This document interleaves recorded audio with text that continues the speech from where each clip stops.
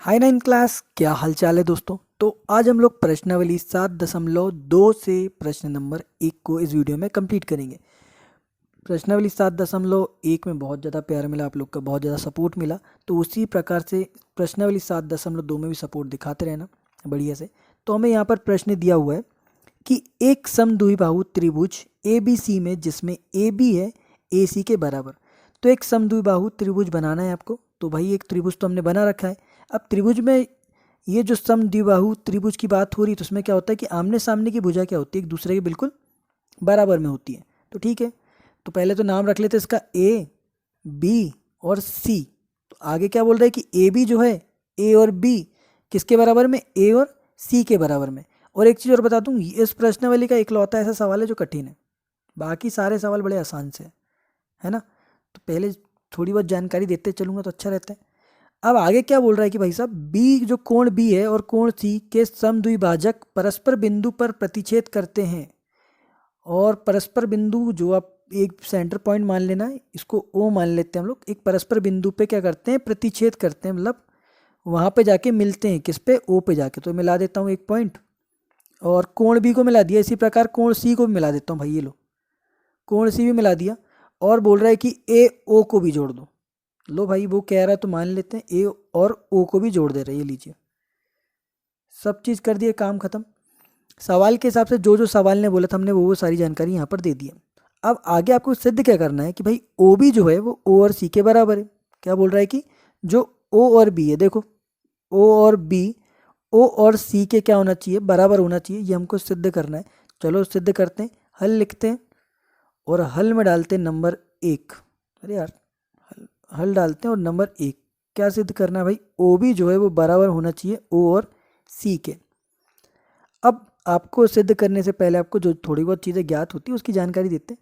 तो O B और ओ सी, तो यहाँ पर हम लिखेंगे कि ए बी जो है, ए बी दिख रही ना आपको, कहाँ है भुजा, देखते चलना। ए बी जो है वो ए और सी के बराबर में, ये हमें क्या है, ज्ञात है।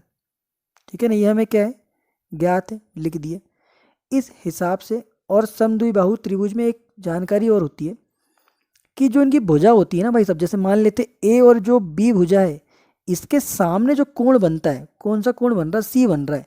तो ये जो कोण होता है ना, देखो समद्विबाहु त्रिभुज में आमने सामने की भुजाओं के सामने जो बनते हैं कोण वो एक दूसरे के बराबर होते हैं। बोल रहा हूँ तो थोड़ा ध्यान सुनना। ए बी जो है, ए बी के सामने बनने वाला कोण कौन सा है, सी। और इस हिसाब से ए और सी के सामने बनने वाला कोण कौन सा है भाई साहब, बी। तो ये दोनों ही कोण एक दूसरे के क्या होंगे, बराबर होंगे। बोला हूँ, लिखना क्या है वो बताता हूँ। तो यहाँ पर आपको लिखना है कोण ए सी और बी।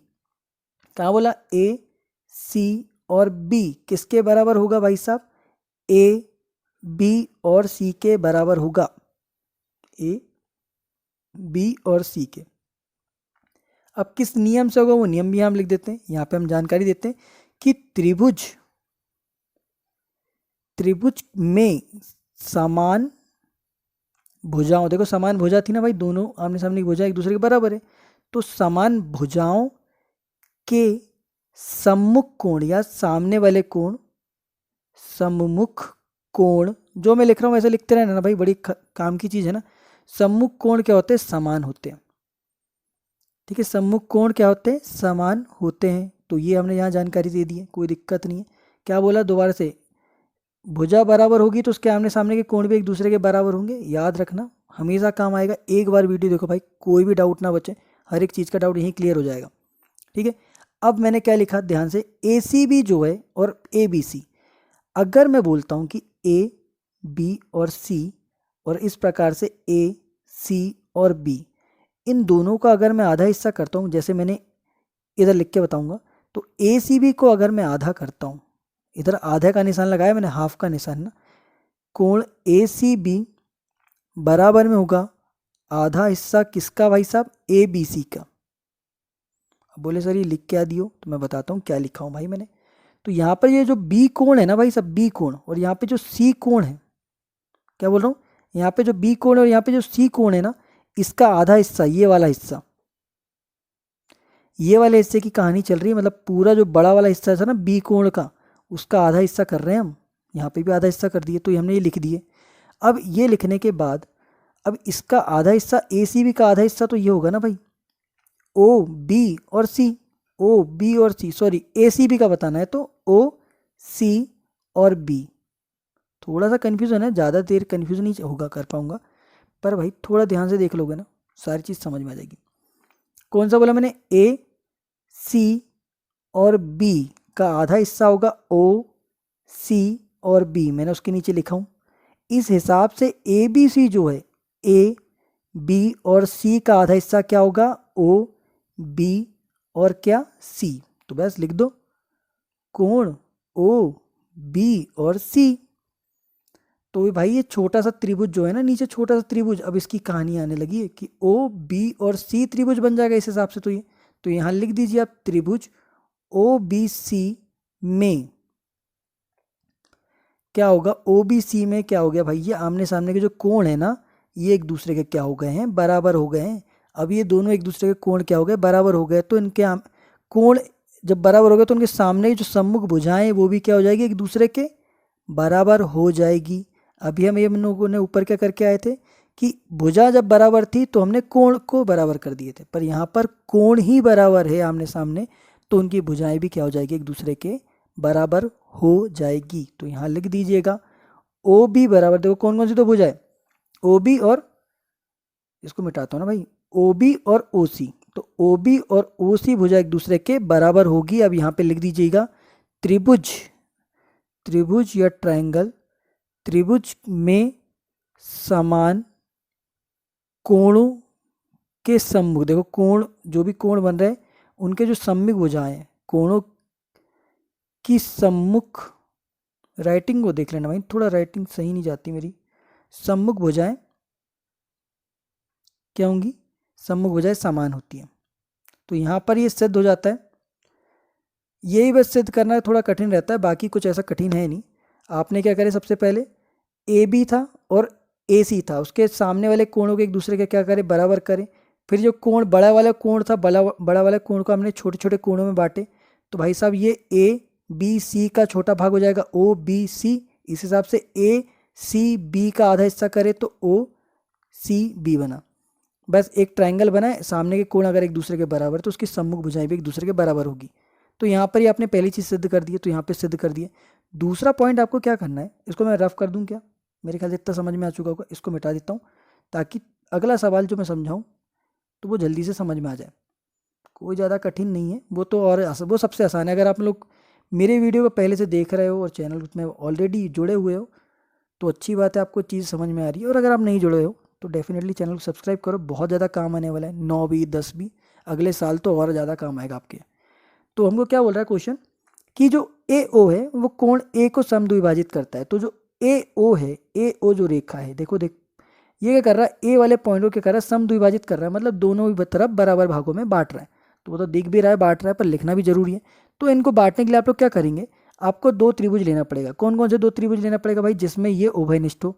उभयनिष्ठ काय में ए ओ और बी, तो एक लेंगे त्रिभुज ए ओ बी लेंगे, और कौन सा दूसरा त्रिभुज लेंगे, और दूसरा त्रिभुज लेंगे ए ओ सी।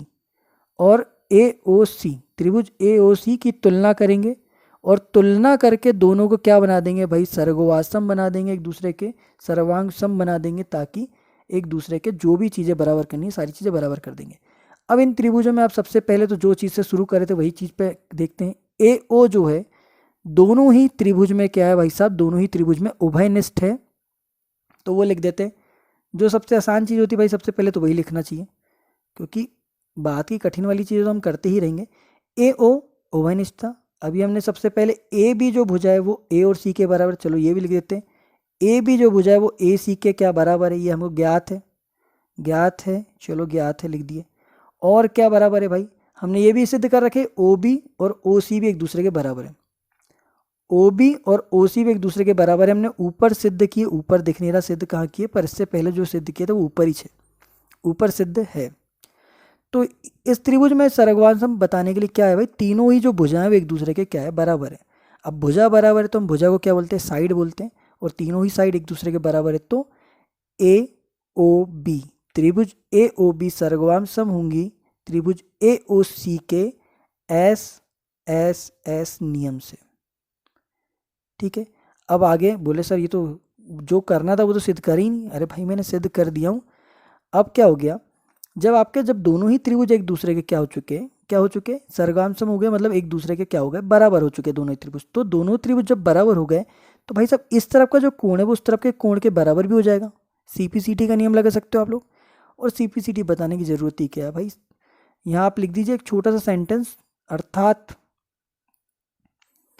ए ओ जो है, बस जो क्वेश्चन में लिखा वही लिख दी, अर्थात ए ओ कोण ए को समद्विभाजित करता है। बस यहाँ पे सवाल हो जाता है भाई साहब खत्म, समद्विभाजित करता है। चलिए मिलते हैं अब आप लोगों से नेक्स्ट क्वेश्चन में। पर देखो, चैनल पे नए हो तो चैनल को सब्सक्राइब करो, और अगर आपको समझ में आता है तो ठीक है, दोस्तों के साथ शेयर भी करो जरूर। ठीक है, ओके।